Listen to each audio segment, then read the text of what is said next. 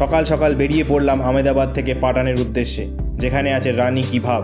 আরে 100 টাকার নোটের পিছনে থাকা সেই ছবিটা, তার উদ্দেশ্যেই তো যাচ্ছি এখন। তারপরে বুঝে যাব, আহমেদাবাদ থেকে আপনি অ্যাভেলেবেল বাস পেয়ে যাবেন যার ভাড়া 800 থেকে 1000 টাকার মধ্যে রানী কি ভাবের জন্য। এটা হলো কড়কড়ে 100 টাকার নোট। এই নোটের পিছনে একটা ছবি আছে, এটা হলো রানী কি ভাবের ছবি। সেটা গুজরাটের পাটানে অবস্থিত। আহমেদাবাদ থেকে আসতে হয় 133 কিলোমিটার হয়, 3 ঘন্টার মতো জার্নি হয়। আমরা এখন সেখানে পৌঁছে গেছি। এখন আমরা আছি পার্কিংয়ে। এখান থেকে আমরা এখন রানী কি ভাবের দর্শনে যাব। এটা একটা হিস্টোরিক্যাল প্লেস।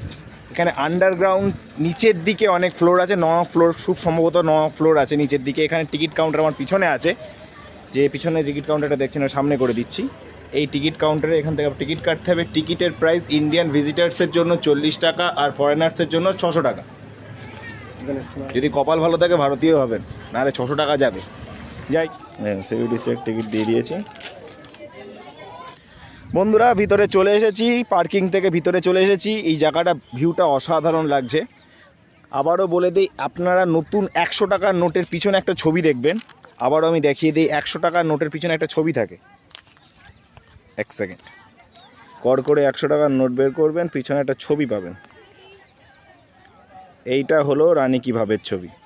এই দেখুন, সেই প্লেসে আমরা এখন চলে এসেছি। সেটা হলো গুজরাটের পাটানে অবস্থিত, যার ডিস্টেন্স আহমেদাবাদ থেকে 133 কিলোমিটার মতো হয়, 30-35 কিলোমিটার মতো, যা যেতে সময় লাগে প্রায় 3 ঘন্টার মতো আহমেদাবাদ থেকে। আপনি পার্সোনাল গাড়ি করে চলে আসতে পারেন। কোনো সময় গুজরাট আসলে অবশ্যই ঘুরে যাবেন। এটা একটা হিস্টোরিক্যাল প্লেস। भीमदेव सोलंकी के रानी उदयमती जी खास तौर पे तो राजा अपनी रानियों के लिए स्ट्रक्चर बनवाते हैं मैम, मगर यहाँ पर कैपिटल में और वर्ल्ड का और भारत का एक फेमस ऐसा स्टेपवेल है जिनको फर्स्ट लेडीज रानी उदयमती जी ने बिल्ड किया है। अब एक रानी उदयमती जी ने बिल्ड किया है, इस वजह से उसको रानी का भाव कहा जाता है। रानी उदयमती जी ने खास तौर पे कैपिटल में वाटर समस्या, अब राजस्थान और गुजरात में कोई भी कल्चर्स देखने के लिए निकलेंगे या टूर में जाएंगे तो आपको 25 और 50 किलोमीटर पर एक वेल देखने को मिलेगा, तालाब देखने को मिलेगा, स्टेप वेल देखने को मिलेगा, जिनके मूलभूत विजन ये थे कि Gujarat and Rajasthan water level is down. पानी की समस्या और दुष्काल की परिस्थिति को ध्यान में रखते हुए फर्स्ट लेडीज रानी उदयमती जी ने अपने भीमदेव सोलंकी की मेमोरी में इसको 1022 एंड 1063 में 7 फ्लोर स्टेपवेल को यहाँ से 1 किलोमीटर सरस्वती रिवर अभी विलुप्त हो गया है, अंडरग्राउंड हो गया है। मगर सरस्वती रिवर भारी मात्रा में 13 सेंटीमीटर सत्रगत में पूर आने की वजह से, बाढ़ आने की वजह से, फ्लड आने की वजह से, और स्टेपवेल जमीन में कवर हो चुका था, फ्लड से ढक चुका था और मिट्टी से पूरा दब चुका था। 20 सदी से दशक तक यहाँ पर ये किसी को नहीं पता था कि यहाँ पर कोई स्टेपवेल है। एक ईस्ट वेस्ट में स्टेपवेल को बिल्ड किया है, वहाँ पर एक वेल ओपन था और जहाँ पर स्प्रिंगिंग पानी हुआ करता था, जहाँ पर गार्डन आप जितना एएसआई की तरफ से खास साफ सुथरा और डेवलप देख रहे हैं गार्डन एएसआई का, जहाँ पर किसान इन पानी से अपनी फसलें लिया करते, जिनको ध्यान में रखते हुए आर्कोलॉजिकल सर्वे ऑफ इंडिया ने 1958 में एक वेल को अपने अंडर में पाया और रिसर्च किया तो पूरा स्टेपवेल मिला।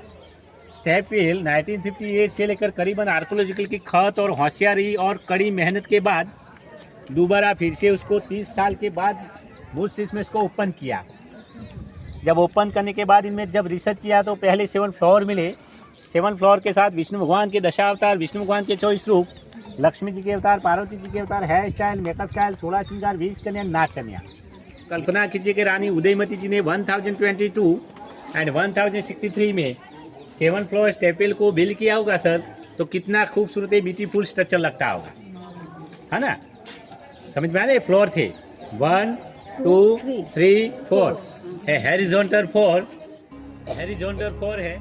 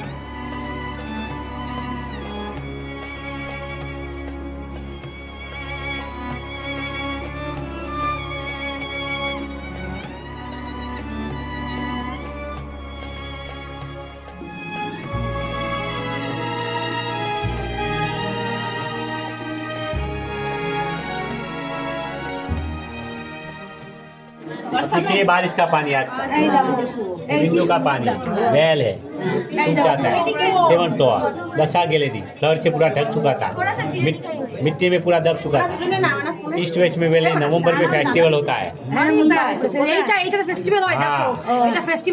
ये आर्कोलॉजिकल सर्वे ऑफ इंडिया और ये विष्णुबाई शिपिंग स्वर भूमि एंड पाता বন্ধুরা গাইডের কথা তো অর্ধেক মাথার উপর দিয়ে গেল, গুজরাটি ভাষা হাবাবু করে কি বললো, কিছুটা তো ঢুকলো, কিছুটা মাথার উপর দিয়ে গেল, কিছুটা গুগল করে যেটা বুঝলাম, রানী কি ভাবের মেন অর্থ হচ্ছে রানীর ক্ষমতা বা রানীর ক্ষমতা বা রানীর পাওয়ার। রানীর পাওয়ার কিসে? 1940-এ এখানে জলের প্রচণ্ড সমস্যা হয়েছিল, যেখানে পাশে আছে একটা সরস্বতী নদী, যে নদী থেকে জল নেওয়ার থেকে এখানে একটা ড্যাম তৈরি করার প্ল্যান করেছিল রানী।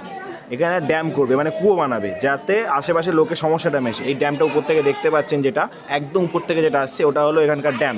এই ড্যামটা বানাতে গিয়ে এই হেরিটেজ এই লোকেশনটা উদ্ধার হয়, সেখান থেকে এই জায়গাটার নাম হয়েছে রানী কি ভাব। 1940-এ চালুক্য রাজা প্রথম ভীমের পত্নী রানী উদয়মতী এই জিনিসটা ফার্স্ট আবিষ্কার করে, প্রথম আবিষ্কার উনি করেছিলেন। তারপর 1980-তে পুনরুদ্ধার আবার হয়, আর 2014 সালে ফার্স্ট 2014 এটাকে হিস্টোরিক্যাল প্লেস হিসাবে অ্যানাউন্স করা হয়, এবং তারপর থেকে এখানে সবাই ট্যুরিজম হিসাবে প্লেস হিসেবে হয়। এখন এই জায়গাটা তার মানে 1940-এ যদি প্রথমে রানী উদয়মতী যদি উদ্ধার করে থাকে, এটা বহু যুগ পুরাতন, এটা বহু যুগ পুরানো একটা জায়গা। সেটা কোনো উদ্ধার হয়নি হয়তো, এটা কত যুগ পুরানো, কিন্তু 1940-এ রানী উদয়মতী ফার্স্ট এটাকে উদ্ধার করেছিল। উদ্ধার করার পরে এই জায়গাটা রানী উদয়মতীর নাম, যে রানী যে তার নিজের ক্ষমতা থেকে এটা উদ্ধার করেছে, সেখান থেকে জায়গাটার নাম হয়েছিল রানী কি ভাব। এটা মোটামুটি আমি বুঝলাম। এখানে প্রচুর ধার্মিক দেবী দেবতাদের অনেক নিদর্শন আছে, বিভিন্ন, যেমন কোনো একটা স্বর্ণ মন্দিরে যেরকমভাবে থাকে বিভিন্ন নিদর্শন এখানেও আছে। সব থেকে এখানকার ইন্টারেস্টিং জিনিস হচ্ছে এটা 7 তলা বিল্ডিং, কিন্তু 7 তলা মাটির নিচে, 7 তলা মাটির উপরে না, 7 তলা মাটির নিচে। এটা কত পুরাতন, কিন্তু সেইভাবে অটুট হয়ে আছে, কিছুটা গেছে শেষের দিকে, কিন্তু তা সত্ত্বেও বহু যুগ পুরাতন হওয়া সত্ত্বেও জিনিসটা কতটা সুন্দরভাবে এখনও আপনাদের চোখের দৃষ্টি আকর্ষণ করছে, কত সুন্দর নিদর্শন হয়ে আছে। এখন এসে গেছি সেই কুয়োটার ওখানে, যে কুয়ো খুঁড়তে গিয়ে কেঁচো খুঁড়তে গিয়ে উঠে যেরকম হয়, কুয়ো খুঁড়তে গিয়ে হেরিটেজ বেরিয়েছে। এই ঐতিহাসিক প্লেস যে কুয়ো খুঁড়তে গিয়ে বেরিয়েছিল, সেই কুয়োটার সামনে এখন চলে গেছে। আমার এই যে সামনে যেটা দেখছেন, এটাই হলো সেই কুয়ো। এই কুয়ো খুঁড়তে গিয়ে এই সমস্ত কিছু উদ্ধার হয়েছিল।